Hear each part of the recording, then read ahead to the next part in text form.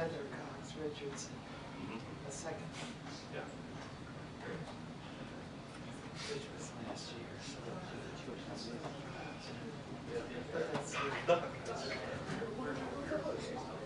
Você deve chegar.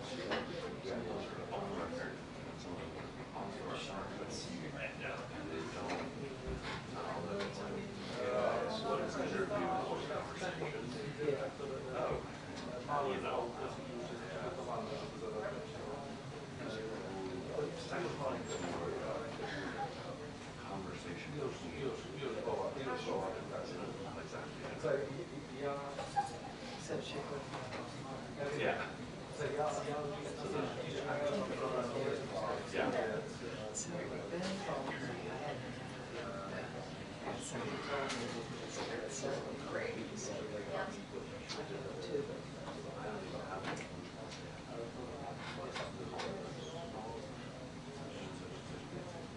Who's the person?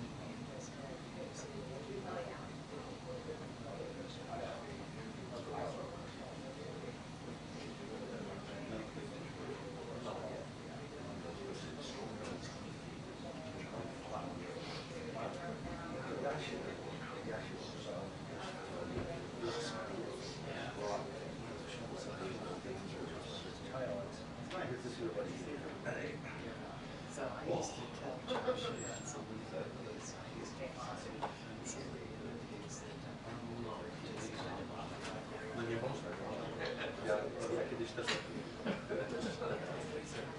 Great job yesterday. Well, it was a moment like to remember for last year. Yeah. Yeah. I was lying.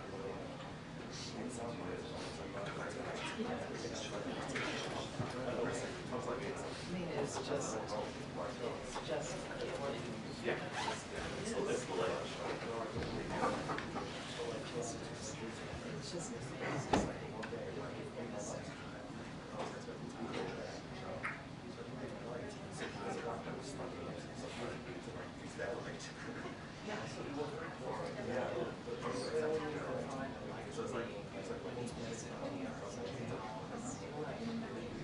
You need to tell me that. I have no idea. but I don't want to check. Yeah. That's Sort of thing. Oh, really? Is that good? Yeah. Might have added it.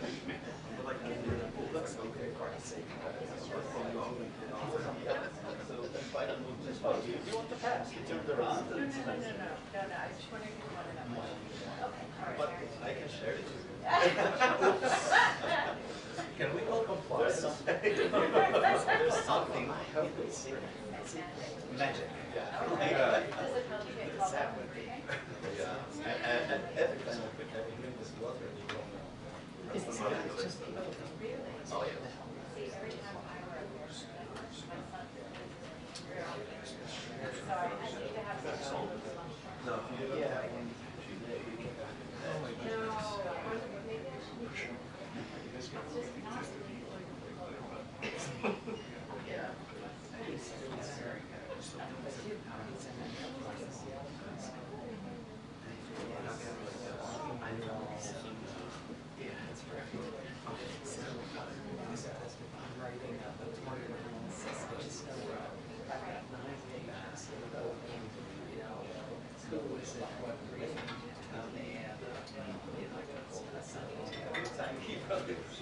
And so now what I want to do, I've done percentages.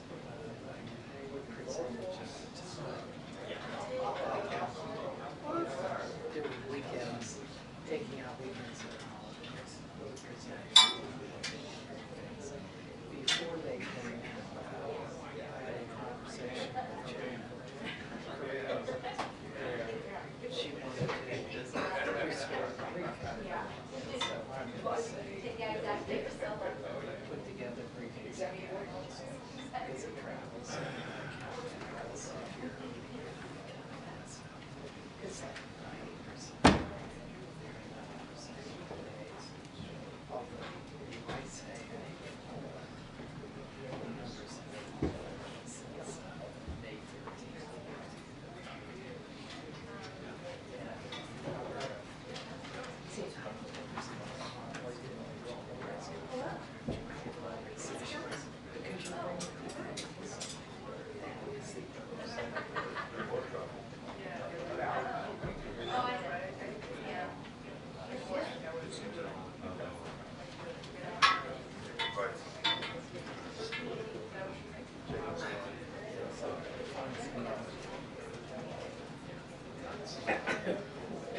That's yeah. Is there a place I could find these things showing? I have a number for Sarah and for Stephanie, that one's easy, 0, and then for Kaylee. So what I'm gonna do is take their numbers and do 4 years, same thing, and see, because I need to compare it to say.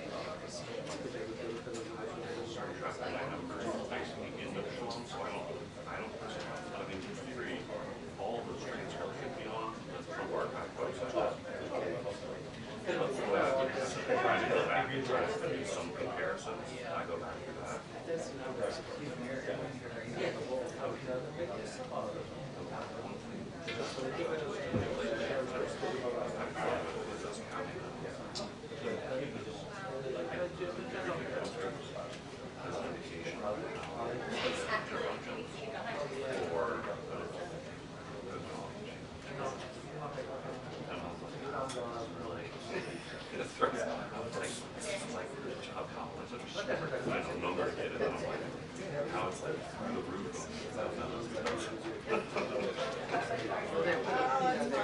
George likes to stuff out questions. I think it's easy. But I can't always see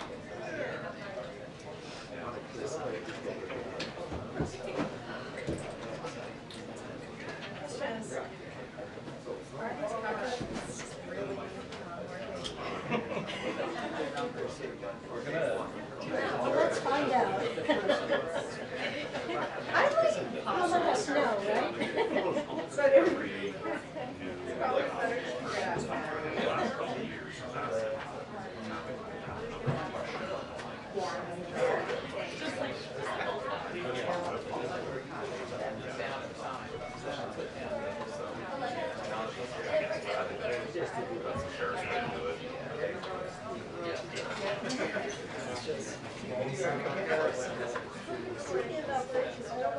Did you read the piece on the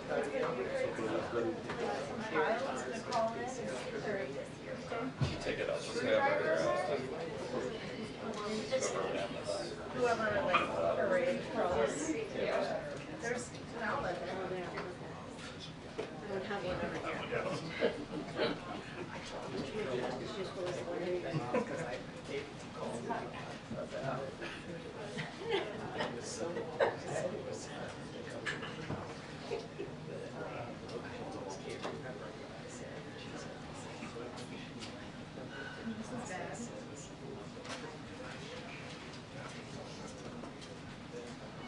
Is there a new Wi-Fi? We're not starting up to it. Hi, Colin. I haven't seen you in ages. How are you? No.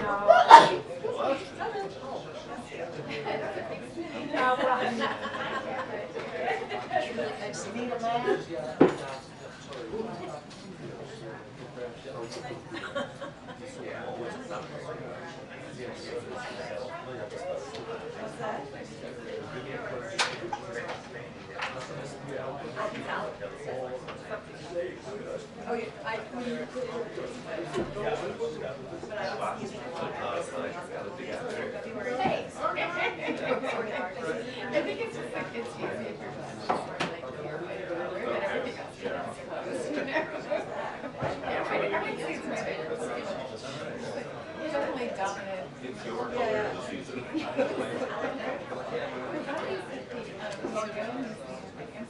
Yeah. Well, there's fun. There's a little bit of like Pangeros or it's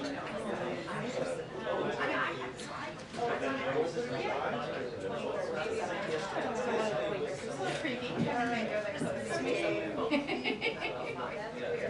Yeah, so I thought they were fun. No, seriously. What did we do? We tried to do classes. No, I was having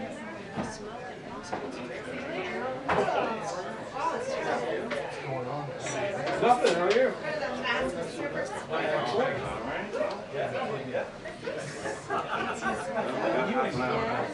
What? It does, yeah. What? Seriously? I just got that, yes. Awesome. I wouldn't lie to you.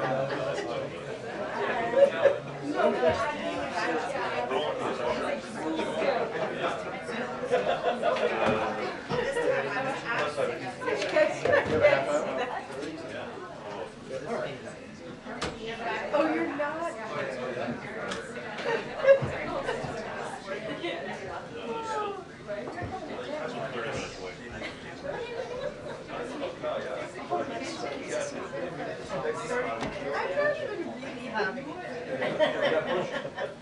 That's true. I've seen bigger days. This one is not one for me, where it's Not a lot. Briefing now at 1:40. Yes. I thought it was a joke. Not a joke. Okay. Oh, no, is it really? Yeah. Oh, jeez. Bigger closet.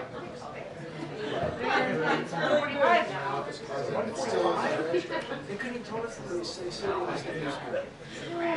Yeah. Work on that. Alright, I am gonna leave my card here. Not much.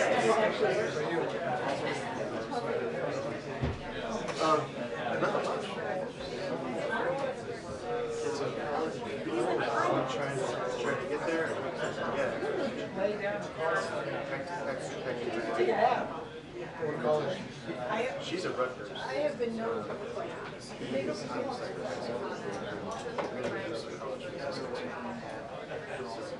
Check out Scott. It's in New Jersey. Oh, that's right. Alright, I'll stay, I'll stay. I'm gonna go to Prague. You know what, this guy might go to I bet his question is so Is that it? Then the walk around. Yes. just to say that he's giving up the press.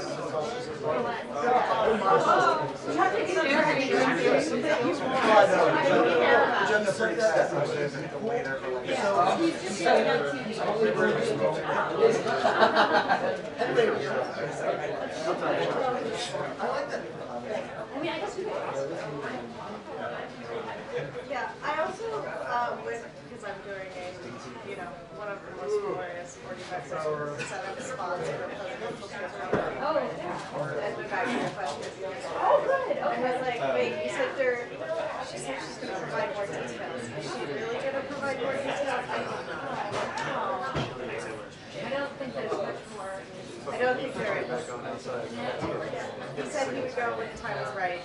Didn't want it either. Apparently the time is now right. Yes, that is the right time. No way. Well, does he anywhere? I was thinking the guy in Scotland for the weekend. I don't think they had money in private, nothing in spring. I don't think that's everything you need about the whole operation. He's just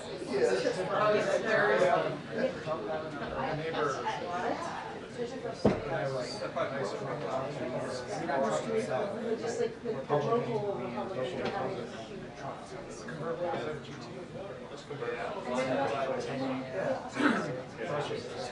well, that's all. Maybe by going to that part of Ohio, you would avoid the Constitution. Oh no, Those are fun cars. Traveling cars are really. Yeah. Maybe you could throw the cross country. And the LGBT with, there's not two cars we had, Mercedes. They're all small. yeah, I mean, maybe he'll say it. Yeah, but he's everything in Ohio is pronounced. Did you say something? I think Lima?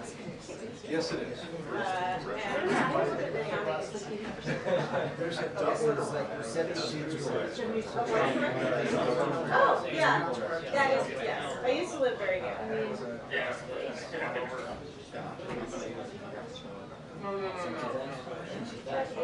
does make it look like someone who is willing to speak to all Americans, including those that hate him. I think we could have done that. So more of the Maui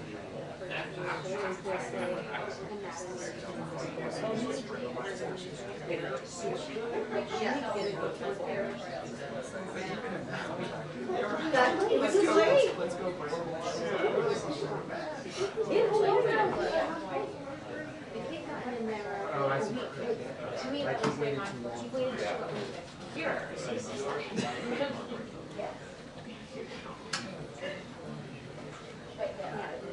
I mean, based on my colleagues here, we don't need to talk about it. They've moved on.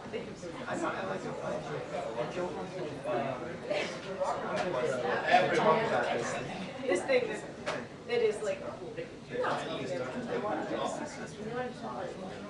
yeah. There's a big train, and then derailed, and then they had to like burn off the contents of the train to avoid a big explosion of the train and its contents. But as a result, there's a giant cloud of train contents that were not toxic. I didn't tell her it was organization.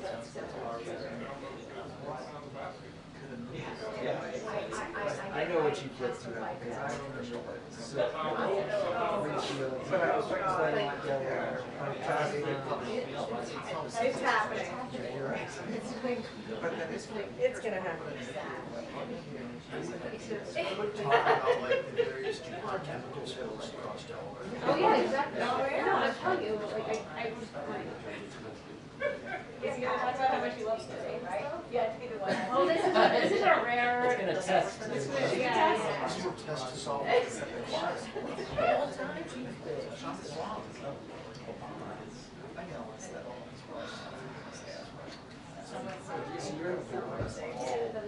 don't know who's in that principal. The Washington. Oh. So I'm just gonna. And then do you get to fly back?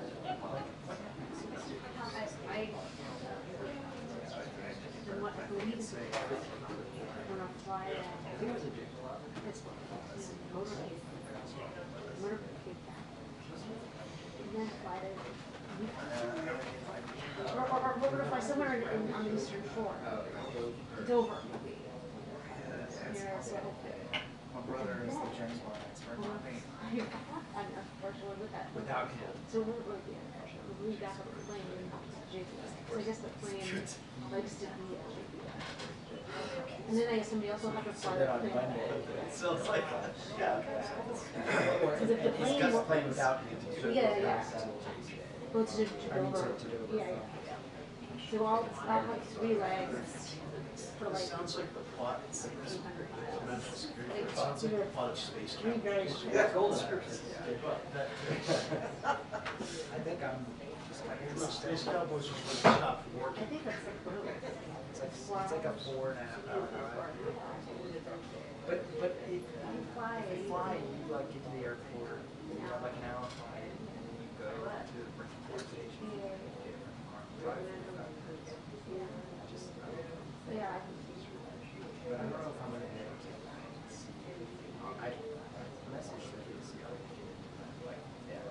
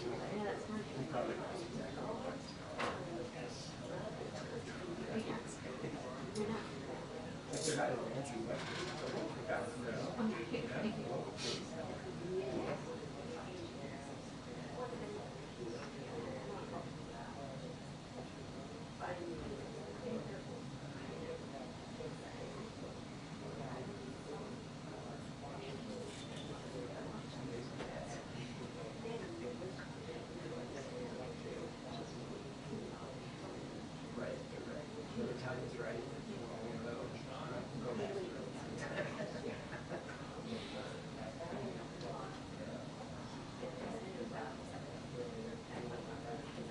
Well, that adds a lot of hassle. Well, I'd rather do as much work for JBA as That's true. you know, Yeah, like, but I never for some just reason, I really- thought that it's good somehow to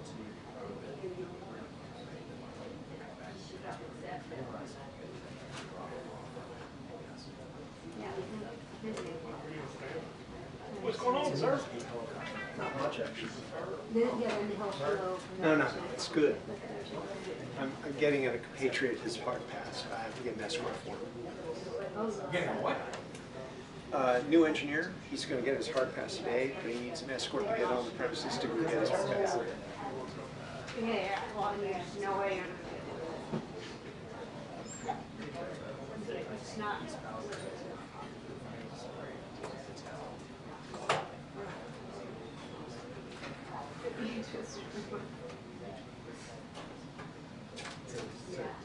That day, I'm guessing. Oh. Yes. Yes. That's what they do.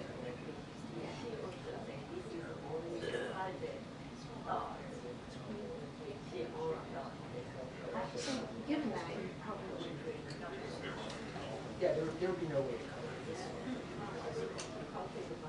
and you're if you're in They're going to think what tools to apply. I mean, I guess it's a crazy scenario. Sorry, sir. I actually got here early just because we got bored of the time. Looks like I didn't work. Yay! oh, okay. Yeah, yeah.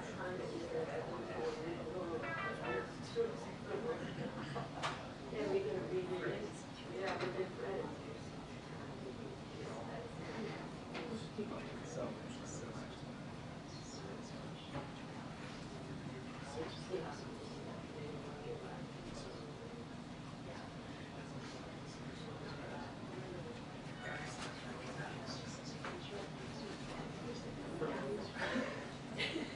Yes, yeah.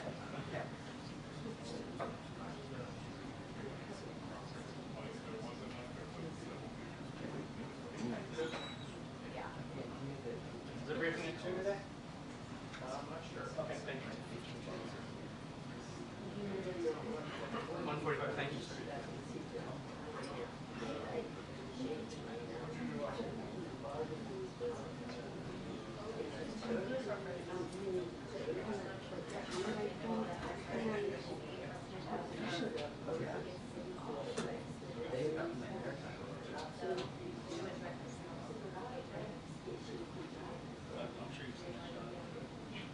Well, it'll be a good day. Yeah, yeah. Oh, I think so. Yes. Yes, I know.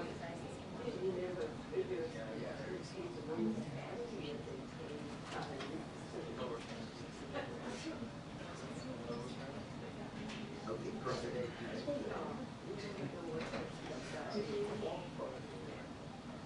Yeah.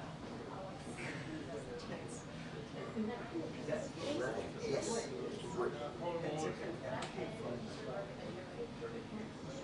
Yeah. Like some kind of like these two crazy hospital down. Like a Venn diagram. There are some sort of, are they or do they yeah. Thank God we don't. You know, Yeah. Or the dream that died.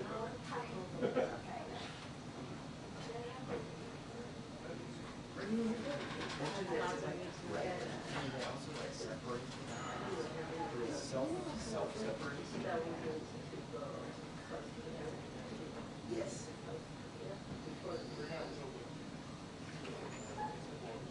Hey. Excellent. I'm just here.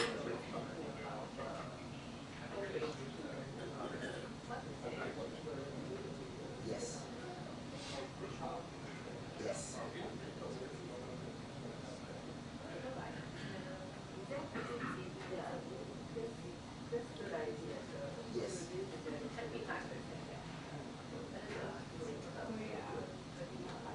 Oh, I may have them. Yeah. Right there by this one. It's at 10 a.m. I think I have. Doesn't it go to 6 or something? Yeah, and well, Well, as soon as, go, nobody like can this touch go, it for that goes to school to, amount of time. he will.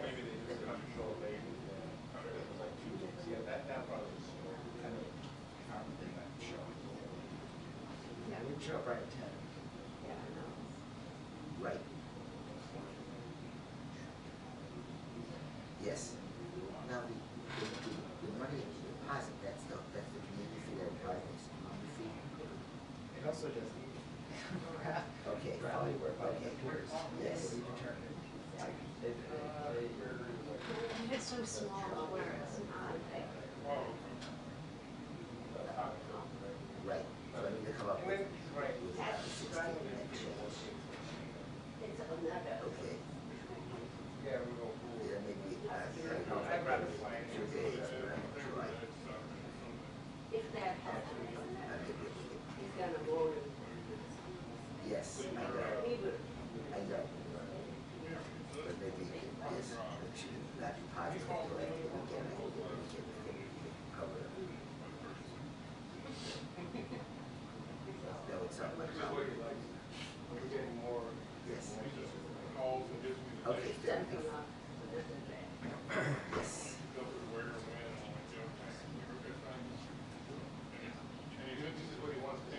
I would like kind of TikTok. Okay. Yes. Yeah, but thanks to everybody out there. That's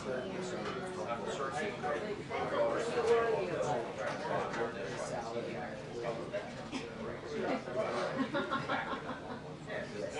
They realize that they have to push back. That number is much stronger. Well, the salary, the salary on out, Right, right. They send it back and be back in 15 minutes. Exactly. And they'll push the freaking back in Thank 30 you. more minutes. For everything, and I will see you, I'll see you tomorrow at Rams. Thanks. Bye. Inside, yeah, inside. Okay, that's okay.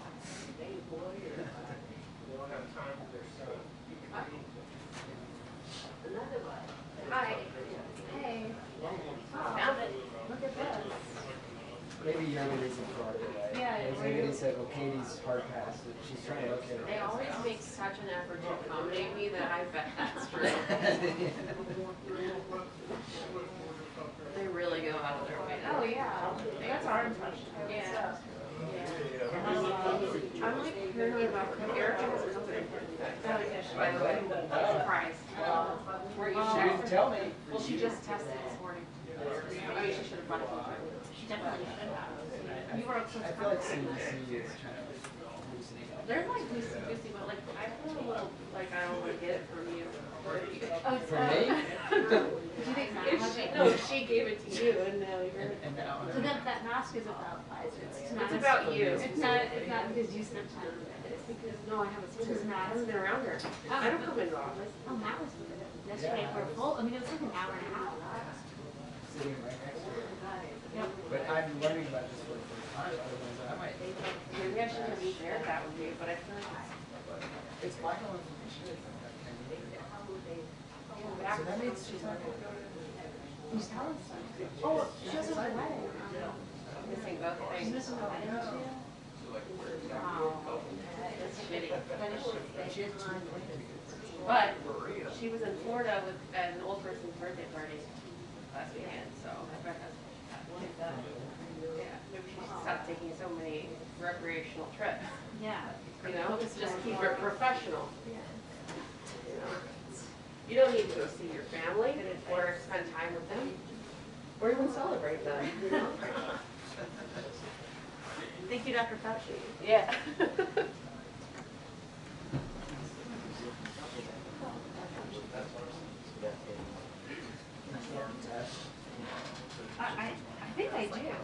And they moved the testing location to a new place. It's hard to find. But I found it. I had to do it. They like changed it.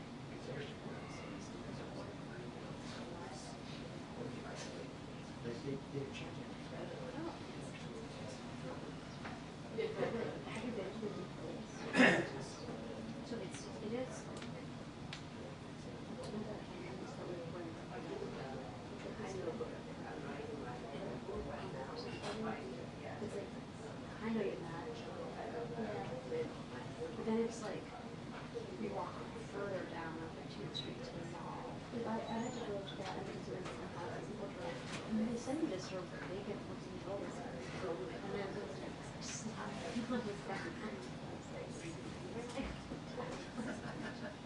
what's happening?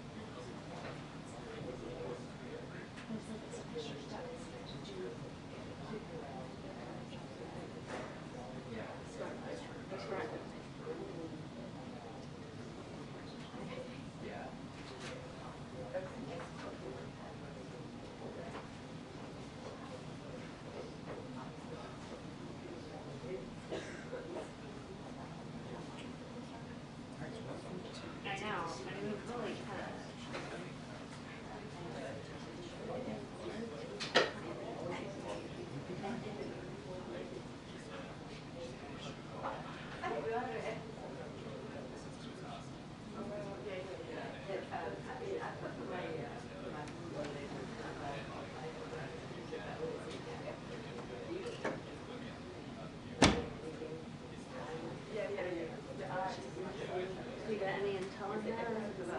No.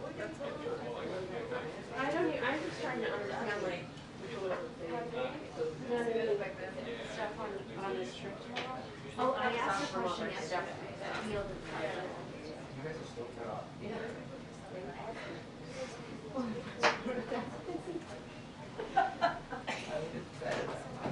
I mean, it's kind of not though. Like, I mean, it is better. I mean, it's all bullshit. Like, we haven't really suffered from it, honestly, but just did everything.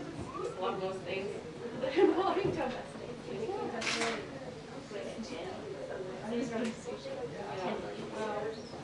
It was also nothing our, it's just nothing we did. But it was us. It was a year ago. What do you mean about that? I have noticed your coverage. It's just like It's really shitty. Without embargo. But like, I wasn't ready to see it. No, this is my seat. And I was like, you like, just pay me, should be information on like what I'm looking at. It's just for, they're just them. You know, at this rate, they're gonna just delay the briefing internet, right? We've been sitting here trying to get up. Went for a walk, some Blue Jays. He's so Such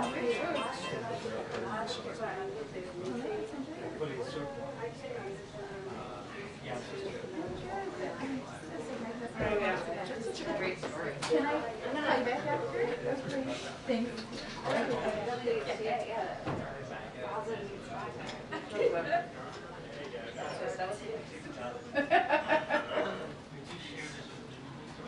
The story has everything. It's like I don't know. I don't know. I'm not. I don't know. The nice thing about being on the end is that I can sort of, I don't have to displace a bunch of people to get in and out. So Justin, that the armed protester in Wellington, can you discuss? I mean, that's so great.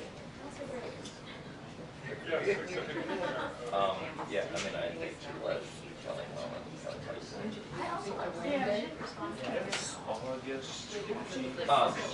Very good. Where? Kelly does. Right on mine. She doesn't have to report it. Oh, yeah, that's right. Well, Biden did issue a But they let once you make it out, 4 days. Yeah, right. That's Very, very true. Marcia. Hey, how you doing? No.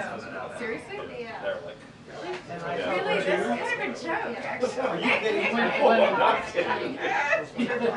when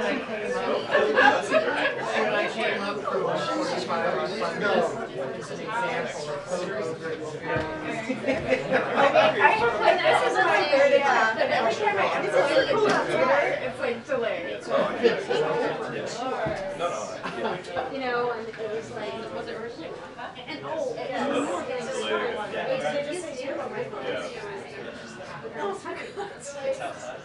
Oh, is it delayed? Is Joe Biden had done this? It's true. Oh. Somewhat not. Well, I don't know. It was it felt a little like so it did feel a little dramatic because it was so close to us. It wasn't just a protest. It was like there's an armed protester around at the Capitol in Wilmington. Oh, and he was like probably like maybe 10 feet away. Yeah. When was this? Over the weekend. In Wilmington. Yeah, he was, Yeah, didn't the Secret Service like? well, they were there to protect us. No, they were right up there to protect us. And it's open carry, Delaware. And he wasn't doing anything that like. He didn't. What was the state? Very like it just felt very. It just felt like he was a little. And he's yelling at us specifically. You know, like that sort of thing. So what is it? I mean, like, there's one thing that they did that was, I thought, comforting, is they, at some point they started following him around, because he had sort of a patrol when he was walking, and so he would yell at us, and he would walk around, and they were just following him. So they were, and they were very good. No. I mean, you could tell it was good, you know, they did it.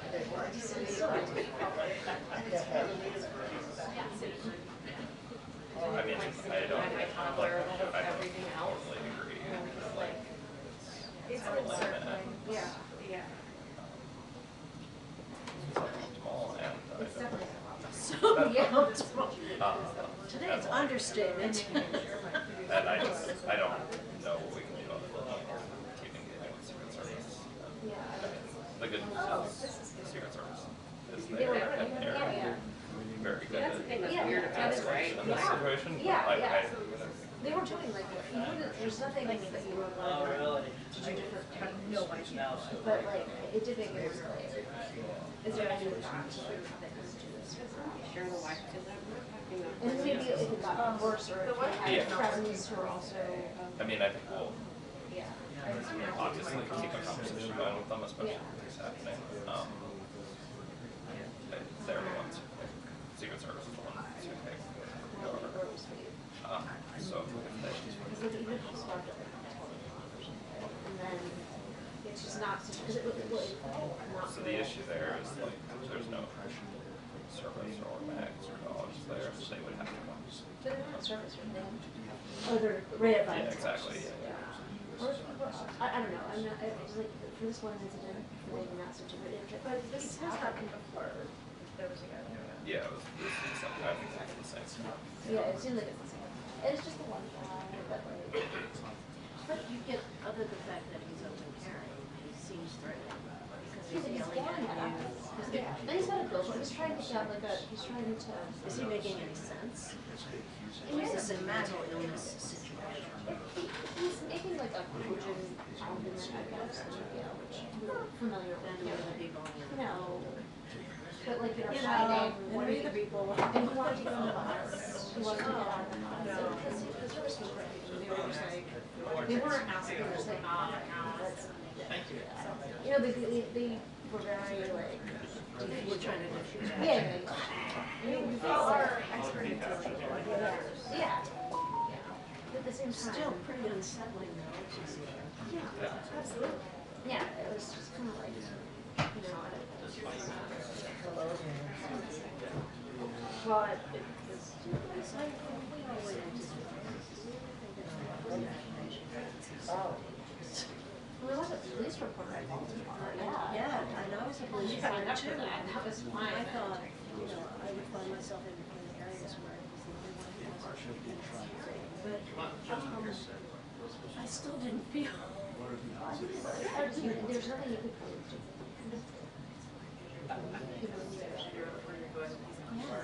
You're very controlled. No, Space Force was just to rebrand part of the Air Force trumpets. Yeah, which is the right to do. I mean, it's fine. And he wasn't. I mean, he was looking at that. So I realized I'm like, there's not. But he's coming right up. Oh, yeah. Just right up to the line. Right. Right. That's, it seems like under their. You think that most of the just went outside.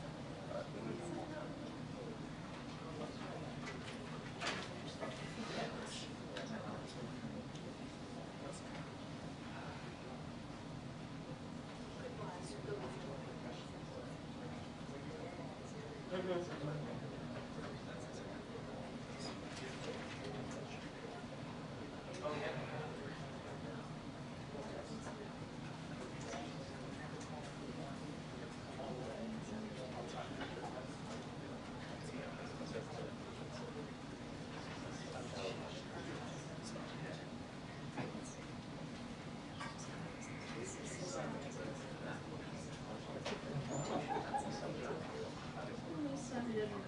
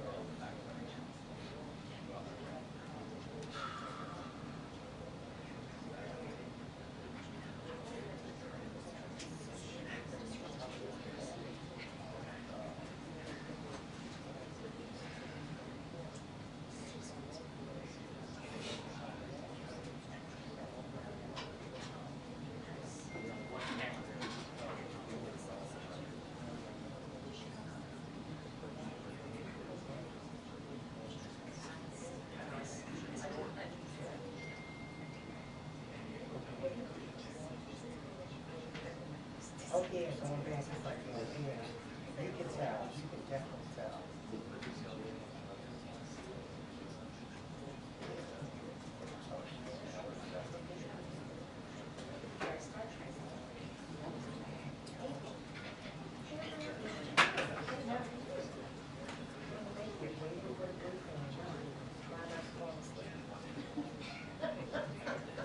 April, you're all of us. Am I? Yeah. No, it's struggling. Why is it late? What else is going on? Do the hands again. What else is going on? Do the hands, come on.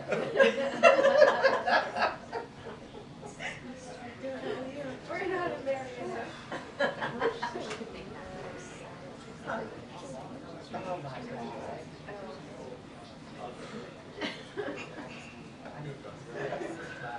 The president should come out and explain the process.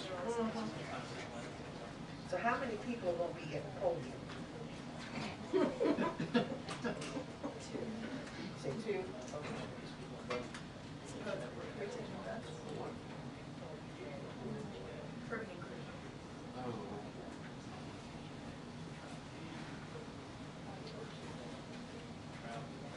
Your colleagues, laying down and doing the job. Find out that, You need a focus. standing You outsourced. need a pre-focus.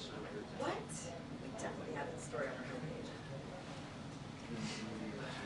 But I'm trying to stay away.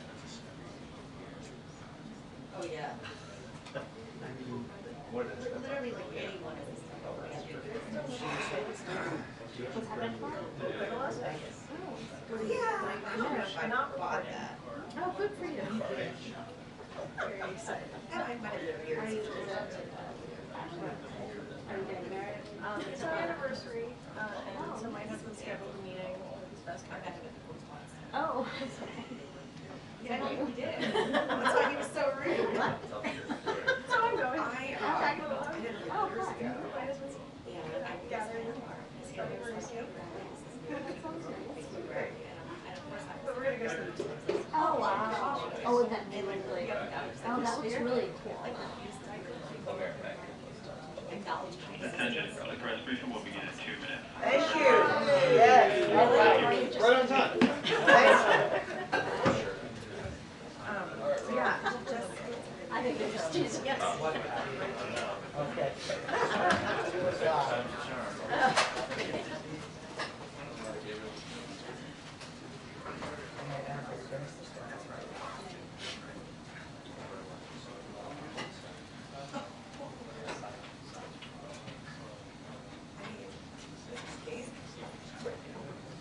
Oh, yeah.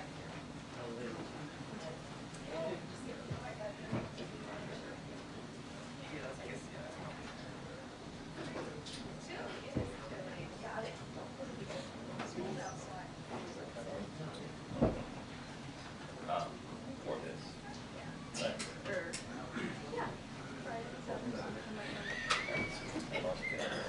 It's like a Saturday Night Live routine. Mr. Watson? Hi, buddy.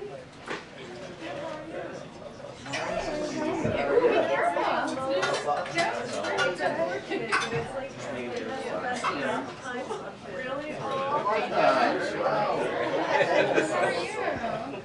Good. How are you? Good to see you. But you know, we did know I see you too. That's actually, You can tell everybody. I've been there, done this one. Here, to distract. Well, that's a red. Thank you. Okay. I have this great very similar that I work on to have a hole installed.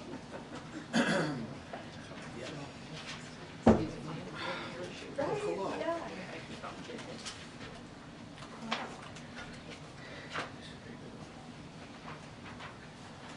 How you doing? Good. How are you? Good. Good to see you. Thank you. Pink Week. Pink Week, speaking of. I like that stuff. All right, good afternoon, everybody. So once again, I'm starting the briefing on a pretty sad note. Yesterday, multiple gunmen opened fire during the Chiefs' Super Bowl parade in Kansas City, killing 2 innocent people and wounding more than 20, including several children. We pray for the families who lost loved ones, and we wish a speedy recovery to those who suffered injuries. Since this horrific shooting yesterday, the president has received regular updates from his team, and senior White House staff have been in touch with state and local leaders. We also thank both federal and local law enforcement and other first responders for springing into action to prevent the further loss of life. As President's statement said yesterday, the Super Bowl is the most unifying event in America. Nothing brings more of us together. For this celebration to be turned to tragedy yesterday in Kansas City cuts deep in the American souls. But the Kansas City shooting was not only the only deadly shooting in America yesterday. 3 police officers were shot in the line of duty in Washington, D.C., and another school shooting took place at Benjamin Maines High School in Atlanta. Yesterday also marked 6 years since Parkland, and Tuesday marked 1 year since the shooting at Michigan State University. We've now had more mass shootings in 2024 than there have been days in the year. Gotta think about that one. Through executive action and implementation of the bipartisan Safer Communities Act, the president has taken action to keep guns out of dangerous hands by expanding red flag laws, enhancing background checks, and cracking down on gun trafficking, while also making historic investment in violence prevention. But as we all know, it is not enough. Congress must act. Congress needs to act. And it is shameful that we have not seen more action on this. We need to ban assault weapons and high-capacity magazines, require safe storage of guns, pass a national red flag law, enact universal background checks, and invest in proven solutions that reduce violence. We know these actions can save lives, and our communities literally can't afford to wait. Now, on another note, you saw an announcement today. We are excited to announce that President Biden will welcome President Duda, Prime Minister Tusk of Poland, to the White House on March 12th for a joint meeting. The meeting coincides with the 25th anniversary of Poland's accession to NATO and underscores the United States and Poland's ironclad commitment to the NATO alliance, which makes us all safer. They will discuss our support for Ukraine as well as the strong U.S.-Polish strategic energy security partnership, its robust economic relationship, and the United States and Poland's shared commitment to democratic values. And with that, I will turn it over to the Admiral, who's here to share some newly available information that has captured Washington's attention, as you all know. Admiral? Thank you, Kirby. Good afternoon, everybody. I know that Chairman Turner's letter to House members and his subsequent post on social media about a national security threat has prompted a lot of questions. While I am limited by how much I can share about the specific nature of the threat, I can confirm that it is related to an anti-satellite capability that Russia is developing. I want to be clear about a couple of things right off the bat. First, this is not an active capability that's been deployed. And though Russia's pursuit of this particular capability is troubling, there is no immediate threat to anyone's safety. We are not talking about a weapon that can be used to attack human beings or cause physical destruction here on Earth. That said, we've been closely monitoring this Russian activity, and we will continue to take it very seriously. President Biden has been kept fully informed and regularly informed by his national security team, including today. He has directed a series of initial actions, including additional briefings to congressional leaders, direct diplomatic engagement with Russia, with our allies and our partners as well, and with other countries around the world who have interests at stake. The intelligence community has serious concerns about a broad declassification of this intelligence. They also assess that starting with private engagement rather than immediately publicizing the intelligence could be a much more effective approach. We agree with that, which is consistent, of course, with the manner in which we have conducted downgrades of information in the past. This administration has put a lot of focus on doing that in a strategic way, a deliberate way, and in particular when it comes to Russia. And there's two things that we always do first when we consider about downgrades. One, we work with the intelligence community to conduct a thorough scrub of that intelligence to make sure that we are protecting sources and methods. And two, we sequence our private diplomacy with our public disclosure to ensure the maximum effect. In keeping with that approach, our National Security Advisor, Jake Sullivan, is meeting this afternoon with House leadership and committee chairs and rankers this afternoon to brief them on the latest intelligence and our analysis of it. And we will brief the Senate when they are back in session on the 25th of February. I'm not going to get ahead of those discussions. As I said, we make decisions about how and when to publicly disclose intelligence in a careful, deliberate, and strategic way, in a way that we choose. We're not going to be knocked off that process regardless of what, in this particular case, has found its way into the public domain. I can assure you that we will continue to keep members of Congress, as well as our international partners, and all of you and the American people, as fully informed as possible. Nothing is more important to President Biden than the safety and security of the American people. That's his top priority, and it's going to remain front and center as we continue to determine the best next steps. Now, if I could just briefly, I want to share a few words about the battlefield situation in Ukraine, where the fighting is incredibly intense in the east, particularly in a city called Avdiivka. It's a city that we've talked about several times before. Unfortunately, we're getting reports from the Ukrainians that the situation is critical, with the Russians continuing to press Ukrainian positions every single day. Avdiivka is at risk of falling into Russian control. In very large part, this is happening because the Ukrainian forces on the ground are running out of artillery ammunition. Russia is sending wave after wave of conscript forces to attack Ukrainian positions, and because Congress has yet to pass the supplemental bill, we've not been able to provide Ukraine with the artillery shells that they desperately need to disrupt these Russian assaults. Now, Russian forces are now reaching Ukrainian trenches actually in Avdiivka, and they're beginning to overwhelm Ukrainian defenses. The cost of inaction by the Congress is stark, and it's being borne on the shoulders of Ukrainian soldiers. We need Congress to pass the National Security Supplemental Bill without further delay. If House Republicans do not act soon, what is happening in Avdiivka right now could very well happen elsewhere along that front. So again, we need Congress to act right away. Good questions. Thank you. Addressing the matter that you addressed in your topper, can you address whether the United States has the capability to defend against the Russian anti-satellite system that they're developing? I would tell you that this is still it's still a capability they're developing. We are still analyzing the information that's available to that. I would not speak definitively about our strategic deterrent capabilities one way or the other. We don't talk about that publicly. But we're taking this potential threat very, very seriously, and we are examining what the best next steps are and what our options might be. I want to reiterate, it is not an active capability, and it has not yet been deployed. Thank you, Admiral. When was the President first informed of this threat, and what's been his level of interest or concern?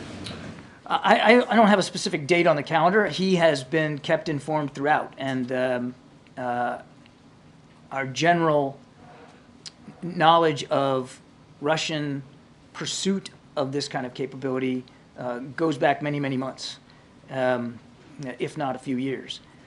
But only in recent weeks now has the intelligence community been able to assess with a higher sense of confidence exactly how Russia continues to pursue it. And so the President has been briefed on this developing capability really from the outset and has been kept informed throughout. And as I said, today, including today, from his national security team. There's a term that's been tossed around in the last 24 hours or so I want to seek some clarity from you. Is it a nuclear weapon, a nuclear-powered weapon, or a nuclear-capable weapon?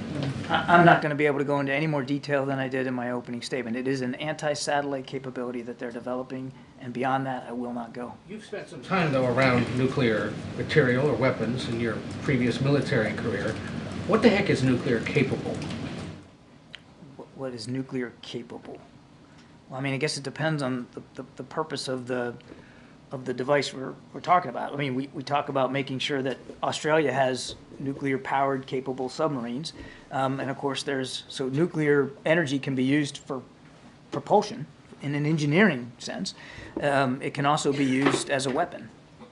So nuclear capable could be either of those. I am not going to get into any more detail about this particular capability than I have already. It's just not prudent to do that. As I said, we work on downgrades of intelligence in a strategic, deliberate way. We're not going to get knocked off that approach, regardless of what's out there. Thanks, Karine. Thank you, John.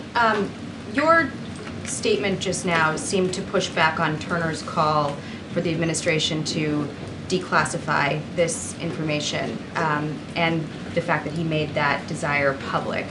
But the Intelligence Committee put out a notice about an hour ago that the language was pre-approved by the Biden administration. So are you saying that the language that he put out in his statement on social media was outside of what ODNI approved?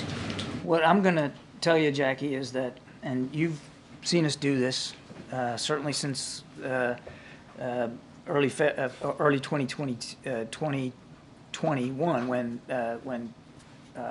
22 when Putin invaded Ukraine. We have been very careful and deliberate about what we decide to declassify, downgrade, and share with the public. And there's a process, Jackie. It starts with an analysis of whether information can be downgraded safely without violating sources and methods, without putting it in jeopardy our ability to continue to collect information and intelligence. Then, usually, there is an engagement strategy that goes along with that, where you talk to allies and partners, maybe the country in question, certainly members of Congress. You do that through intense internal diplomacy. And then, and only then, when that's complete, you work with the intelligence community on specific language to downgrade. What I would tell you in this case, and Jake mentioned this yesterday, we had already begun that process. The process of analyzing it, of making sure we weren't violating sources and methods, informing members of Congress. The president directed the team to start to inform allies and partners, including, not that Russia's an ally and partner, but to include diplomatic engagement with Russia on this. And then we would eventually get to a point where we would downgrade and declassify.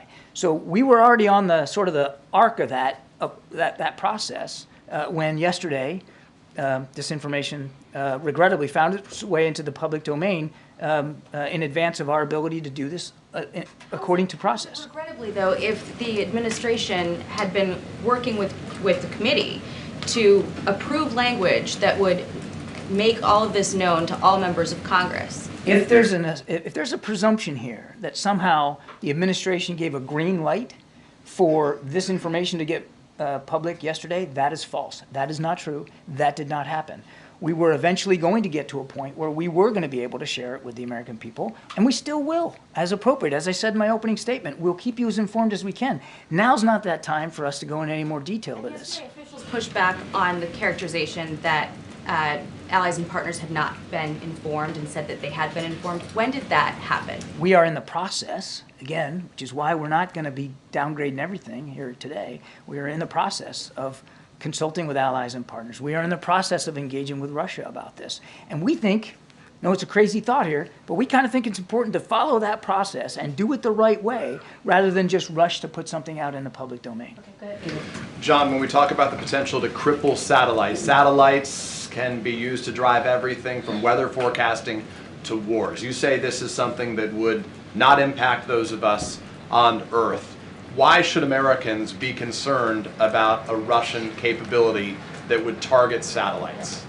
Any anti-satellite capability should be of general concern because you're right. There are private and public satellites circling the Earth every day. They do a number of things. Well, you talked about you talked about some of them there. Communications, command and control, transportation. What's the U.S.'s meteorological concerns, financial, commercial concerns. There's a lot of things the satellites do for the whole population of Earth, and so any capability that could disrupt that, and that could therefore have some impact on services here on Earth and across the world should be of concern to anybody, I think, and including the fact that we have astronauts oftentimes in low orbit that could be at risk from an anti-satellite capability. So you're talking about potential human lives here too. We heard from leading lawmakers, including those on the House Intelligence Committee, saying, among other things, that this is not a immediate term threat. This is not an imminent threat. It is a medium to long term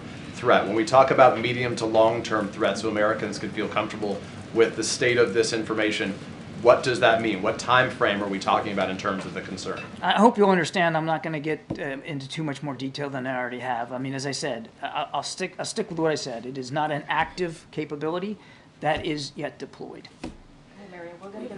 Thanks, Karine, I appreciate it. Heard some members of Congress describe Turner's actions as reckless. Given how you started this briefing, is that how you would characterize what he did yesterday? I would just tell you that we have followed a very rigorous process about how to determine whether information can be and should be downgraded and shared publicly. We were and are in the process of that with this particular capability. And as I said in my opening statement, we're not going to get knocked off that process. We're not going to have our hand forced to get out there faster and further than we think is appropriate. Are you concerned that all members of Congress now have had access to this classified intelligence? That's really for Chairman Turner to speak to, since he made that decision to make it available to all members of Congress. This is based on... That doesn't concern the administration. Well, again, we'll let Chairman Turner speak to his decision about how to share the information.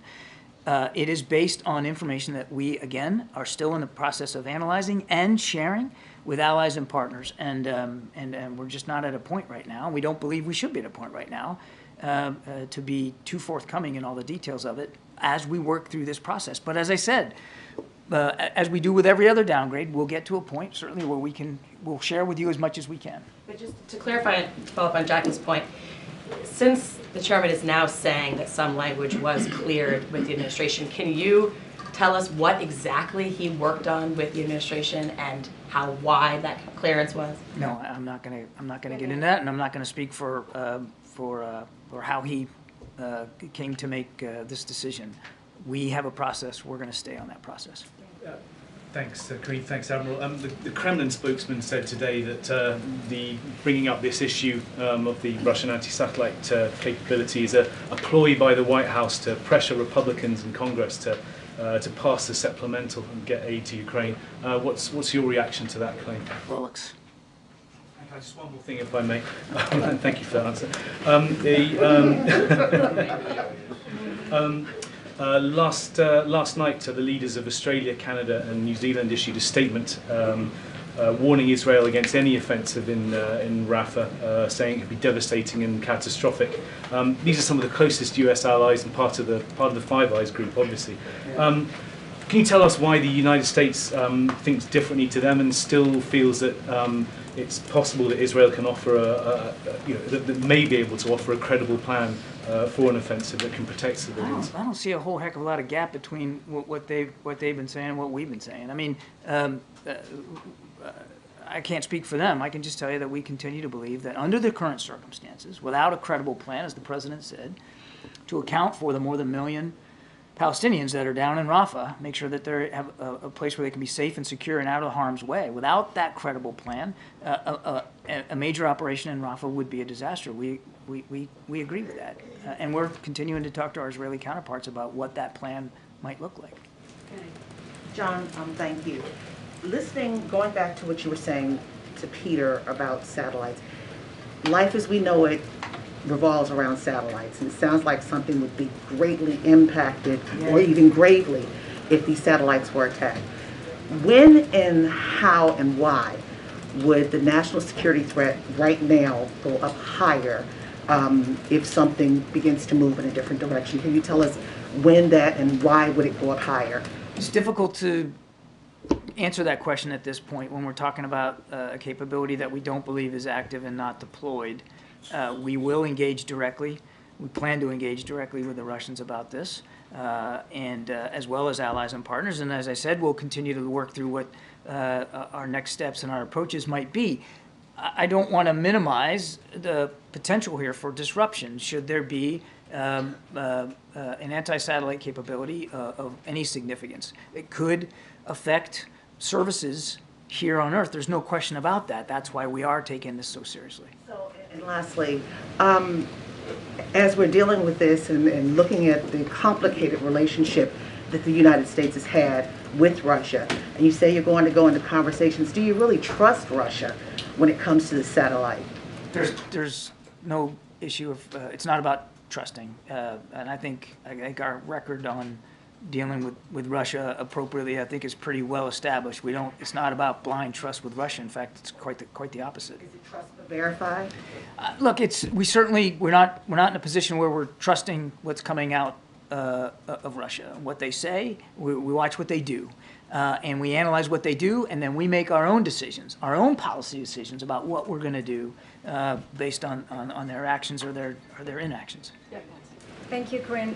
John, staying on Russia before I move on to the Indonesian election, but on a slightly different track, Vladimir Putin said that a Biden administration would be more stable and better than a Trump administration. Your reaction? I think Mr. Biden, I think Mr. Putin knows very well what this administration has been doing to counter Russia's malign influence around the world, and certainly what they've been doing inside Ukraine. We've demonstrated over and over and over again how willing we are to push back on what Russia's doing, again, particularly in Ukraine. And Mr. Putin should just stay out of our elections. Indonesian election, the candidate Prabowo Subianto has claimed victory. A couple of questions. Number one, when does the administration plan to congratulate him? Are you planning to wait for official counts to come out, which could be days or weeks? And number two, this was an individual who was banned from entering the United States for many years due to allegations of human rights violations, including the abduction and torture of pro-democracy activists during the 1998 ouster of his then father-in-law, President Suharto. So is the administration comfortable working with a person with such a track record? We'll make our congratulations known at the appropriate time. I don't have, I couldn't give you a date certain or a time certain for that. As I understand, the results are still coming in. And we will respect the vote and the voice of the Indonesian people. So, but just to clarify, though, the Trump administration did grant Prabowo Subianto, who was then Indonesia's defense minister in 2020, and invited him to the U.S. because of concerns that Jakarta may be veering too close to Beijing. I wanted to know what the Biden administration's view is of balancing between American human rights values and geopolitical expediency. I think the only way I can answer that question is to reiterate that human rights, civil rights have been at the forefront, the very foundation of President Biden's foreign policy. There's not a conversation he has anywhere in the world with foreign leaders where he's not raising issues and concerns about human rights and civil rights. That's not going to change. You can take one more question on the House Foreign Affairs Committee today, hearing today on the Afghanistan withdrawal, accusing the Biden administration of reinventing the Doha Agreement and creating conditions that are ripe for a Taliban takeover. Could you give a reaction? We have talked and briefed at great length about the situation we found ourselves in when we came into office, and a Doha agreement that was agreed to by the previous administration. I would point you to every public comment and testimony that we have done before. I don't think I need to relitigate that. The president was faced with a stark choice given the decisions that President Trump made about exiting Afghanistan. So Martin Griffiths, the UN aid agency chief, today said in an interview with Sky News that Hamas is not a terrorist organization. He later clarified that it is not on the list of groups that the United Nations has of terrorist organizations. What's the word from Washington and from the White House about those comments by Martin Griffiths? Hamas is a terrorist organization. We've said so. It is. It just is. And you don't have to look any further than what they did on the 7th of October to see it in stark terms. And my goodness, take a look at their manifesto, even the one that's so-called watered down in 2017. There's no doubt they just want to wipe Israel off the face of the map. This is a terrorist organization, pure and simple, period. Is it helpful? I mean, do you find it, have you reached out to Griffiths to? I'm not aware that we've done any reaching out, nor do I think we need to. We have made very clear our views of what Hamas is. Okay, and then I just wanted to follow up. Israel's finance minister has ordered these flour shipments not to go into Gaza because they were going through UNRWA. Over the weekend, a senior administration official said that there was hope that those flour shipments, including a very large U.S. shipment, could actually be delivered. It would feed something like 1.4 million Gazans over 6 months. What is the status of that, and what can you do to ensure that those shipments get in? I wish I could tell you that that flour is moving in, but I can't do that right now. And all I can tell you is that it's absolutely critical as a staple for the Palestinian people, and we're going to keep working with our Israeli counterparts to see if we can get that port open to that flour. It's absolutely vital. They committed to allowing it in. We want to make sure that happens. Did Netanyahu assure the president over the weekend that that was going to happen? I don't have anything specific from the call that they had about that particular issue, but believe me, we're mindful of the comments made by members of the cabinet about flour in the Ashdod port, and we are working it very, very hard. It's critical that that flour get to people in need. And then just one more on the anti-satellite weapon capability. So in 2007, the Chinese destroyed a satellite on orbit, smothered into many, distributing a lot of debris. At that point, there was a demonstration of a U.S. anti-satellite capability that was ground-based, basically using a weapon on the ground to destroy a satellite that was falling to Earth, that posed some danger. Can you say whether the weapon, the new capability that the Russians have developed, is in fact space-based, or does it involve some test of a weapon that is based on the ground? It would be space-based, and it would be a violation of the Outer Space Treaty, to which more than 130 countries have signed up to, including Russia.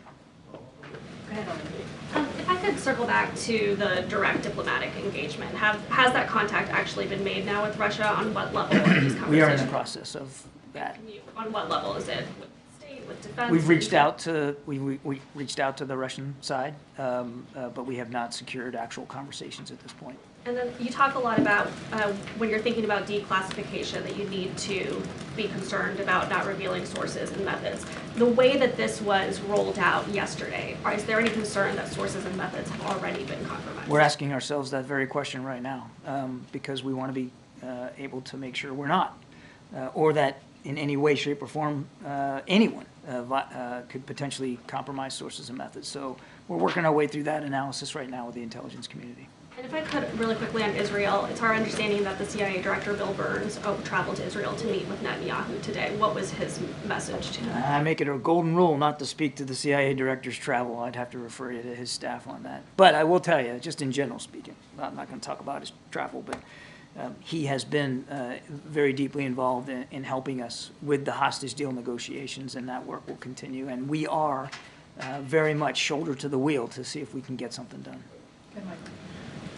John, you said that the administration is in the process of reaching out to Russia about this issue. I'm just wondering if Chairman Turner's actions in any way complicates those discussions for you, makes it more difficult. We'll have to see.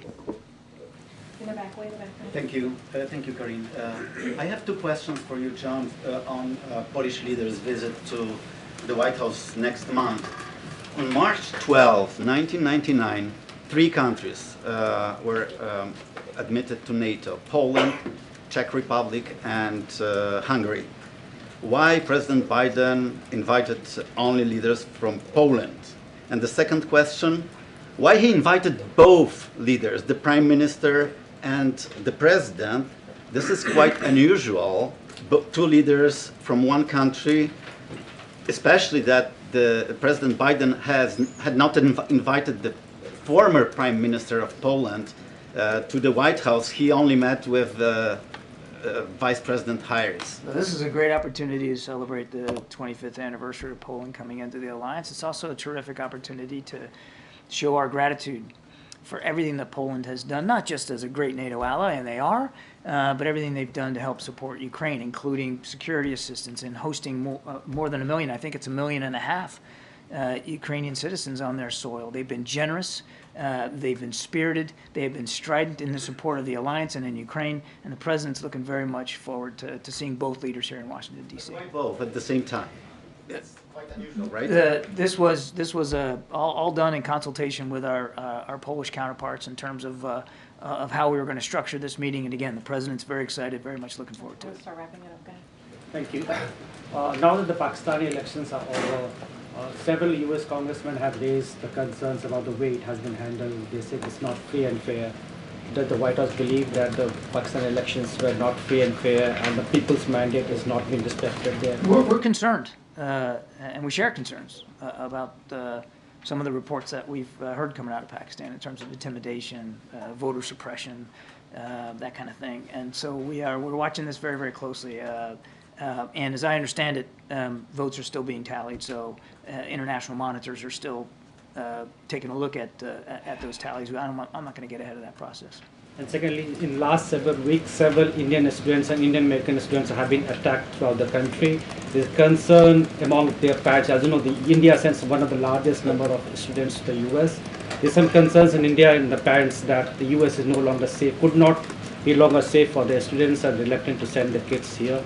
What is the message to them? There's no excuse for violence, certainly based on race or gender or religion or any other factor. That's just unacceptable here in the United States. And the President, this administration, has been working very, very hard to make sure we're doing everything we can to work with state and local authorities to try to thwart and disrupt those kinds of attacks and make it clear to anybody who might consider them that they'll be held properly accountable. John, you mentioned the Outer Space Treaty several questions ago, and that is, as you said, enforced, but Russia has pulled out of several arms control treaties in the last few years. Is the administration confident that this treaty is not going to go the same way, that there's faith in the Russian government to not unilaterally violate the treaty? And if they do, will the U.S. pull out of the treaty to keep pace? What Russia does with its treaty requirements is up to Mr. Putin to decide. I can't answer that question. And I'm not going to get into a hypothetical about what we would do or what we wouldn't do. We are engaging. We're going to engage with Russia. We're going to engage with our allies and partners. We are a signatory to that treaty. We take our obligations under that treaty very seriously, and we have no intention of violating it. There's been some speculation that the spur for developing this this weapon has been the use of U.S. launched satellites from SpaceX by Ukraine, Starlink satellites.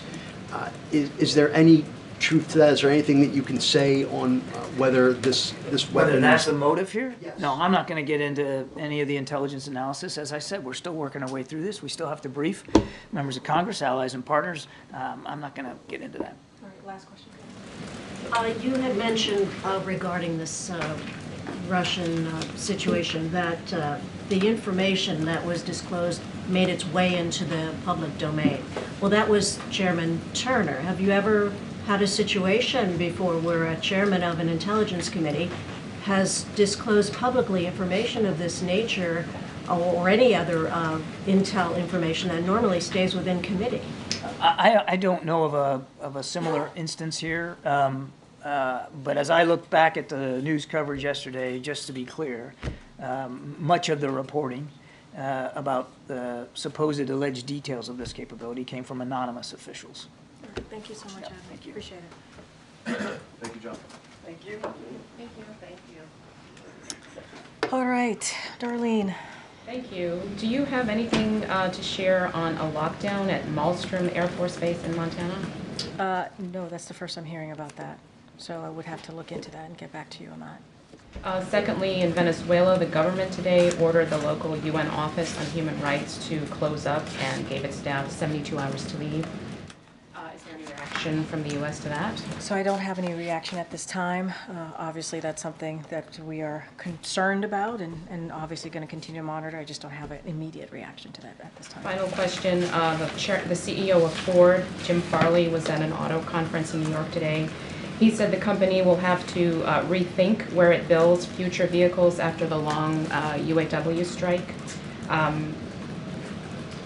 Could this be a downside of union negotiating such a big contract? And is there anything the White House or the U.S. can do to keep jobs from moving south? He's talking about moving auto manufacturing out of the U.S. after the UAW strike. Well, let me just say that the president takes that very seriously. That's one of the reasons, if you think about the Chips and Science Act and other legislation that, historic pieces of legislation that the president has been able to get passed, and obviously he signed into law, bringing manufacturing back to the U.S., creating more than 800,000 manufacturing jobs under this administration, obviously is something that he takes really seriously. He believes in Made in America. He believes in investing in America.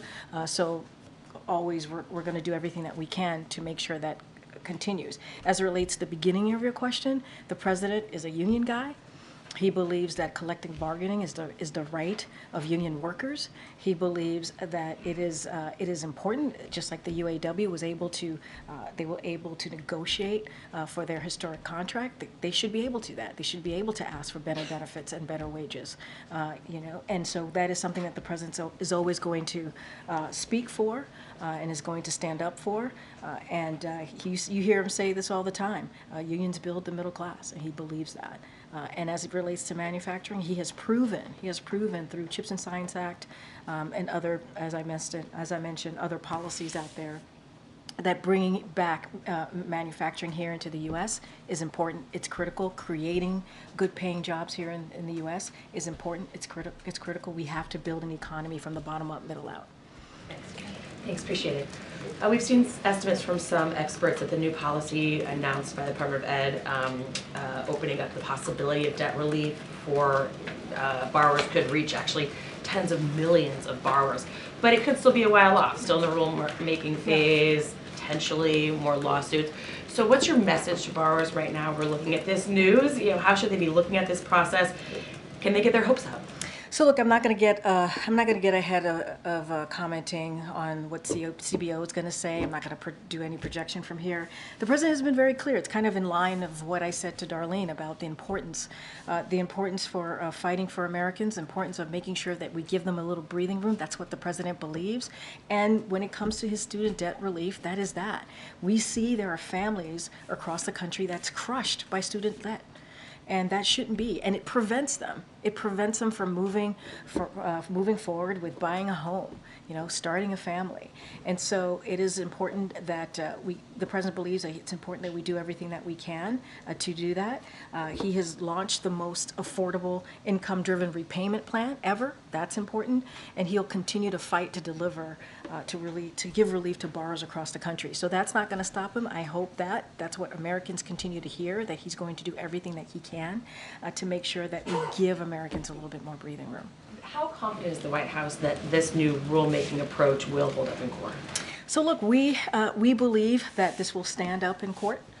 We believe that that's one of the reasons why, obviously, the Department of Education published this new proposed regulatory text, and so we're very confident. We're very confident that will occur, but it's not going to stop the president trying to figure out more ways to continue to make sure we give relief to borrowers across the country. And last, can you just tell us any more about what we should expect to see tomorrow when the president visits East Palestine? No, it's a good question. Obviously, we'll have more to share later today as we put out the daily guidance. As you know, and I've stated this before, the president, as you all know, is going to go to East Palestine, obviously, but he is going at the invite of the mayor. The president's going to hear directly from the people of East Palestine. This is a trip that he has been wanting to make, but wanted to make sure that it was the right time to do. Obviously, when the derailment happened, the federal agencies were on the ground within hours, and many of them have continued to be there, whether it's the EPA or FEMA. And so that's what you're going to see. We'll have more details to share later today, but you will see a president that goes out there, whether it's a red state, blue state, urban America, rural America, to hear and make sure that he is a president for all, especially when they're dealing with this awful event that happens specifically in this community. And look, one of the things that we've heard from this community, they do not want to be just known for one event, right? But at the same time, we have to be there for them. We have to hold Norfolk Suffolk accountable, which is what we're going to do. The Department of Transportation obviously continues to do that, and he will be on the ground and he will hear directly from the community. Get on, Jerry. Karine, so I just wanted to follow up on the Kansas City Chiefs shooting. Yeah. Does the president, he's often gone to the site of shootings, is he planning to go to Kansas City to sort of grieve with the people there in person? And well, what I could say is obviously, let me just say, and I've already offered up our prayers for the families who lost their loved ones, and to the victims obviously as well. Many of them are children. And it is one thing I can say for sure is the president is devastated by this and also frustrated. It is frustrating to continue to talk about and for him to put out a statement, or for me even, and I'm sure for all of you, to cover another shooting. And this gun violence epidemic is really destroying our communities. It's having an effect on our communities, and he is going to do everything that he can to continue to move forward with protecting our communities, but Congress needs to act. Congress needs to act. This is a president that has taken 24 executive actions on this particular issue, obviously. We passed a historic piece of legislation in a bipartisan way just about 2 years ago. It is time for Congress to do more. We need them to do more. As it relates to travel to Kansas City, I don't have anything to read out to you at this time or anything to announce, but yes, it's important to go to the communities when it's needed, obviously when they have had such tragedy. But what is also important is Congress needs to act. This cannot continue. We cannot continue to see this epidemic. As I mentioned, several children were part of this shooting. When you hear that gun violence is the #1 killer of our kids here in the U.S., that's not okay. On that issue, is the president planning to speak to the victims or the families of the survivors? And then I have another quick question. No, totally understand. Look, don't have anything to read out on that. The president is keeping regularly updated by his team. Obviously, they're going to continue their investigation on the ground, and we're offering all support needed to law enforcement and also obviously the community. But again, this is something, it is incredibly frustrating. It is incredibly frustrating. We need to see more here. We need to see more from Congress. Okay. Sorry, can you also confirm Dalip Singh is returned to the White House? Dalip Singh, the... I can't confirm that. I don't have anything for you on that. Yeah, you might know more than I do, actually. Quick Kansas City clarification. We couldn't hear what she said. What did she ask? Dalip Singh, she asked if Dalip Singh has come back to the White House. I just don't have anything. Or is coming back. I just don't have anything for you. Yes, I don't have anything for you. Quick clarification on what you said about Kansas City at the beginning, because I've heard from a few people who were watching live as you said it. And according to the transcript, you said 2 people have died. The reports are 1. Did you know? Do you have different information? I did not know. I have different information. From what I've been told from the team, the number that we have is 2. And I can go back to make sure, but that is what I've been told from the team. Okay. Yeah. That's a different... Totally understand that. Totally understand, and I'm happy to make sure to clarify that for all of you. But that is what I was told from my team. Okay, no problem. Tomorrow marks 1 year since the president's last physical. So can you give us any type of sense of timing for when the next physical will be? It will happen. I don't have a timeline for you. It will happen. I don't have a timeline. It will happen, and like we have done in the last 2 years, it will be transparent. We will have a memo for all of you. I just don't have anything for you at this time. It will happen. And last year, you gave us about a 2 weeks notice. On February 1st, you told us it would be February 16th. So should we anticipate that you're going to give us that amount? I will double check with the team on this. I don't have a timeline for you at this time, so just don't want to get ahead of what's going on, obviously, with the team. So I just don't have anything more to share at this time. But he will have one. He will have it. He will have obviously a physical. We will be transparent. just like we have been in the last 2 years. And we obviously will provide his health records and all of the information as we've done in the last 2 years. So, okay. Yeah, on Tuesday, President Biden came out and he said, I'm not going to answer your questions today. I will answer them tomorrow and the day after. Yeah. What was he talking about? Well, he was outside yesterday and he took questions from some of you. And what about today? Today, I don't have anything to share on his, that beyond what you all know, don't have anything to add on his public schedule. Okay, and at the risk of tripping over the Hatch Act. Is that what I do, trip over the Hatch Act? No, I'm all over it for you. Nikki Haley recently made a pronouncement about President Biden's near-term plans, and I'm hoping to get your response. I will quote what she said over the weekend at an event. Quote, my bet is 30 days from now, I don't think Joe Biden's going to be the nominee. You're going to have a female president of the United States. It's either going to be me or it's going to be Kamala Harris. I'm going to be very careful here. As you just stated, there's a Hatch Act. I am a federal employee. I cannot speak to Nikki Haley's, I don't know, magic ball that she may have or whatever it is that she's trying to predict. I'm just going to be super, super careful here. And the president is obviously, you know his intentions for 2024. I'm just going to be very mindful. And he doesn't have any plans in the next 30 days to... The president... stage left. I'm not sure what crystal ball she's looking at, but it's not the one we have. I'm going to keep going. Go ahead. Go ahead. So, Kansas City Police Department has said that the shooting yesterday was a result of a dispute between that involved 2 juveniles. I'm just wondering, given the fact that Congress doesn't appear likely to act anytime soon, are there any tangible steps the administration can take to help keep guns out of the hands of teenagers, particularly given that these happen in kind of neighborhoods all over the country? No, it's a good question. That's why we say we need to do more. That is exactly why we say we need to do more. We need Congress to do more. And I know your question about Congress. We have to put the pressure. We were able to pass a bipartisan piece of legislation that the president signed into law, obviously, 2 years ago. So they took the first step. They need to take another step.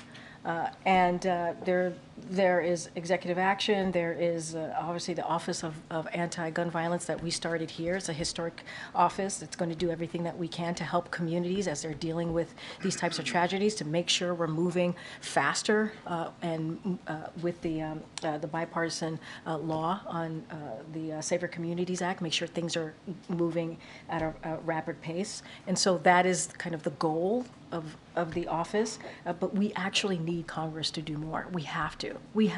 And we have to put the pressure on them to do that. If I'm not mistaken, it's already illegal in most places for people under 18 to have guns. Is this an enforcement issue? Is it that law enforcement needs to step up to get guns? I mean, look, there are many issues, right? Obviously, law enforcement issues. There are many issues that need to be addressed, and that's why federal legislation is important to this as well. But look, we're going to, I'm not going to get ahead of what the investigation is on the ground, what they're looking into, but it's a problem. It is devastating. It is devastating for once again to talk about a shooting. And it's not the only shooting that happened this week or yesterday even. And so we have to get Congress to act. We have to get Congress to make sure that they're continuing to do the work that they started, right? If you think about high capacity magazines, that assault weapons, we need to ban those. Safe storage of guns, that needs to be something that we continue to require. Pass a national red flag law. We see those in certain states, but we need that on a national level. We need to enact universally background checks. All of those things that I just laid out as you're asking me this question is going to have an effect. And so we need to see those items dealt with by Congress. We need to see legislation. That is one of the solutions to reduce violence. Missouri also has very lax gun laws statewide. Is this also an issue at the state legislative level that the state legislatures aren't? We believe it. Yes, obviously, it's an issue at state legislative levels, but we've also lifted up some of these states that have done the extra actions, right, to make sure that their state is protected. But we also need Congress to act so we can see a national red flag law, so we can see a ban of assault weapons, right, so we can see high-capacity magazines also banned. These are all important. These are the things that I just listed out is going to save lives. Go ahead, April. On that subject, as you're passionate from the podium about this, and this is an election year, do you expect the president to lean in to push Congress to act on gun legislation, gun reform, etc., leaning in on a consistent basis this year? I mean, I think we've been pretty consistent on leaning in on what we're seeing in communities, gun violence that we're seeing in communities. We've been pretty consistent on calling out Congress. I mean, this is the second time this week that I've talked about a shooting. I think maybe even the third time this week that I've talked about a shooting that's occurred, whether it's an anniversary or an active shooting that just happened that day. And every time I'm at the podium, every time I talk about these devastating events, I talk about what the president has done, I talk about what he's been able to do with Congress, and I've talked about what are the next steps. And so, look, we have seen from Americans across the country, gun violence is an issue that is important to them. That's why the president took historic actions. That's why we have that bipartisan Safer Communities Act that's now law. Those things are important, but we need to do more. We need to do more. And that is for Congress to do more. Can you imagine the first 2 years of the president's administration, he did more than 24 actions? That's unheard of. But that also shows you how committed he is to trying to stop this epidemic. To stop. If that doesn't show commitment from this president, I don't know what else. And then having bipartisan conversation to pass the first anti-gun violence law in 30 years. In 30 years. I think the president has shown his commitment to this issue. What we need is Congress to take another step with us. Is this a third rail issue during the presidential election season, you think, for the president? A third rail issue in what way? Meaning it's polarizing. The gun issue is it's a very sensitive issue. You have Republicans and the gun lobby who will go drastic, against him. But look, we were able to do bipartisan legislation, right? Almost 2 years ago. We were able to do that. So obviously we have their attention. Obviously there's some care about what's happening in our communities. But we need to get them to take a step further, right? The gun lobbies cannot own this. Right. We cannot allow them to take away our rights or our ability to save lives. We got to save lives here. Children were part of what we saw yesterday. It's not okay. And lastly, East Palestine, Ohio. The president's traveling there. I can't help but think about when Obama went to Flint, Michigan, and he drank water there. I can't help about Jackson, Mississippi, and some of the officials drinking water there. It's two totally different situations with the water, but are you expecting the optics of the president drinking water tomorrow? I can say this, that the president has no concerns with drinking the water in East Palestine. The EPA is confident that the drinking water is safe. I'm sure some of you might remember when the EPA Administrator Regan was there one of the many times that he's visited. He drank the water there last year, so we have no concerns. Okay. Thanks, Karine. The Senate's on recess. They're not back until the 26th. The House will go on recess until the 28th, and there's a government funding deadline coming up on March 1st. Does the White House want to see Congress cut recess short and come back and deal with spending bills ahead of that deadline? I mean, you just said something that's very true. Like, the House decided to leave early, and they went on recess. That's what they decided to do. While there are important issues in front of them that they're just not dealing with. That's the House leadership. They made that decision. And it's kind of unfortunate. We need them to do the people's business. They have a really important national security supplemental in front of them that they should take up, that if put on the floor, it would get bipartisan support. There was a border deal, a bipartisan border deal that came out of the Senate. The House leadership, Speaker more specifically, did not want to deal with it. He killed that bill. I mean, there are issues upon issues that they can deal with, and they refuse to. Instead, they went and impeached Secretary Mayorkas on a baseless, shameful way. And so, look, they left early. That's for them to speak to, but that's not what we want to see here. We want them to take action and actually move forward on behalf of the American people. The Senate's out too. Are you concerned that they're cutting this too close to get look, government funding done? And how worried are you about a shutdown in early March? We believe, we're always concerned about a shutdown, but we believe that Congress, both House and the Senate, obviously is their job to keep the government open. And we want them to do that. We want them to continue to keep the government open. It is their basic duty to do that. And so that's what we want to see. That's what we want to see. And they should act sooner, not later. Okay, John. Thanks a lot, Karine. The other day you were talking about the crime rate across the country, and you were absolutely correct in saying how the crime rate has gone down in several large cities, New York and Chicago. But here in the district, it is not. There were 274 homicides here in the District of Columbia in 2023. That's the highest murder rate in more than 2 decades, since 1997. This is the president's home, at least a few days a week. What can he do personally about reducing the level of crime that we're seeing here in the nation's capital? So let me just be very clear. All violent crime, not just here, all violent crime anywhere is completely unacceptable. We just want to make that very clear here. Every community in this country should feel safe, want to be safe, and so that's important. But I will say this, congressional Republicans, they don't seem to feel that way. And I say this because the president has taken action. From the first piece of legislation that he signed into law, American Rescue Plan, only Democrats voted for that. Republicans didn't vote for that. There was billions of dollars in that plan to deal with crime, to make sure there were more law enforcement in communities, to make sure that communities are able to keep families and Americans safe. They didn't vote for that. And we're talking about billions of dollars to federal, state, and local governments, and they didn't vote for it. And so, look. I just talked about the bipartisan gun safety legislation, where he was able to secure that. He took that very seriously, worked with, in that particular instinct, worked with both sides of the aisle to get that done, something we hadn't seen, again, in 30 years. Just last month, the Department of Justice committed more federal prosecutors, agents, and analysts to fighting gun crime in D.C. That matters. That's an action that the Department of Justice took.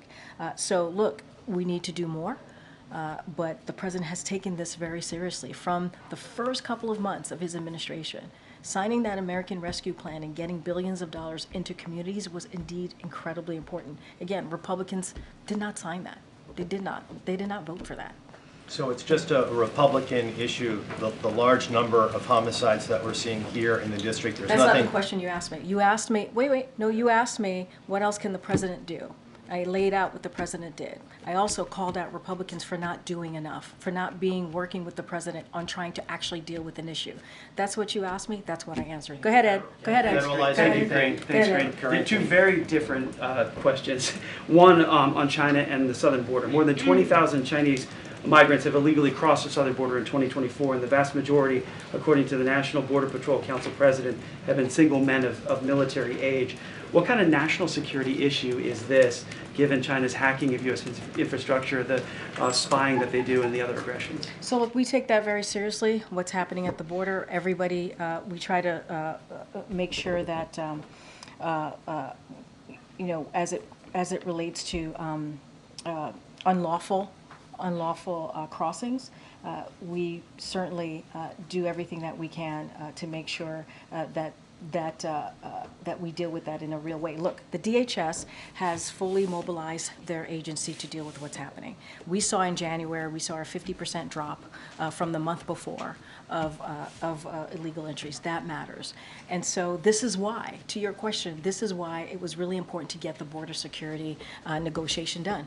We understand there's a challenge at the border. We understand we need to do more. We understand that there's an immigration system that has been broken for decades. We had a bipartisan agreement. We wanted Congress and the House to pass that, to move that forward, and they didn't. And so DHS is fully mobilized, is doing, since May of last year, they have been able to remove more than 500,000 illegal crossing. And so that is something that they're going to continue to work really hard. The president has added more CBP, more patrol officers on the border, but we need more. We understand we need more. And on the student loans things you did, the CBO director testified on Capitol Hill yesterday saying that the fiscal policy currently is unsustainable. Then he went on to say that the changes to the SAVE program for forgiving more student loan debt would cost taxpayers more than $100 billion. Why is it worth all taxpayers to burden this cost? So look, I'm not going to get ahead of a CBO projection. I'm just going to be really careful here. What the president has said over and over again, and I just went back and forth with one of your colleagues on this, he wants to make sure that we give Americans a little bit more breathing room. That is important to this president. We understand what student loans do for families. It crushes families. It crushes Americans. So he wants to continue to do everything that we can to make sure that they have that breathing room. And so it's not going to stop him. And we believe the actions that we take, I think that's one of the questions that I got from your colleagues, we believe that it has legal standing so that we can move forward with them. But look, it is an important issue. It is an issue that Americans care about, and we're just not going to stop moving forward on them. Thanks, Karine. Okay, all right. Bye, everybody. I'll see you on the road, whoever's going to Ohio with us.